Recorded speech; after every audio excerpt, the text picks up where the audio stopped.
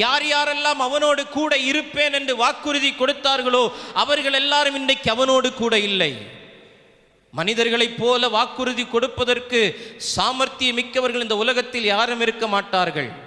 நான் உன்னோடு இருப்பேன், கடைசி வரைக்கும் நான் உன் கூட இருப்பேன், கடைசி வரைக்கும் உறுதுணையா இருப்பேன், ஆமேன், யார் போனாலும் நான் உன்னை விட்டு விலக மாட்டேன், நான் உன்னை விட மாட்டேன், நான் உங்க கூடவே இருப்பேன் சொன்னவர்கள் எல்லாரும் யோசேப்பை விட்டு போனார்கள்.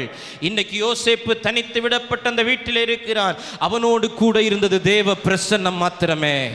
ஒரு மனிதனோடு தேவ பிரசன்னம் இருக்கும்போது அவன் சாதாரண நிலைமையில் என்றைக்கும் இருப்பது கிடையாது. அவனை தேடி உயர்வுகள் தானாய் வரும், அவனை தேடி ப்ரமோஷன்ஸ் தானாய் வரும். தேவ பிரசன்னத்தை மாத்திரம் உங்கள் வாழ்க்கையில நீங்கள் காத்து கொண்டால், தேவ பிரசன்னம் மாத்திரம் உங்கள் வாழ்க்கையில நிரம்பி வழிந்து கொண்டிருந்தால், தேவன் உங்களோடு கூட இருந்தால், நீ எந்த நிலைமையில் இருக்கிறாய் என்பது முக்கியம் அல்ல. அந்த நிலைமையிலும் உன்னை தேடி சில உயர்வுகளை ஆண்டவர் தர வல்லமை உள்ளவர். ஹல்லேலூயா. யோசேப்பு உயர்வை தேடி போகவில்லை, ஆனால் உயர்வு யோசேப்பை தேடி வந்தது. காரணம் அவன் தேவ பிரசன்னத்தில் இருந்தார். ஆமென்.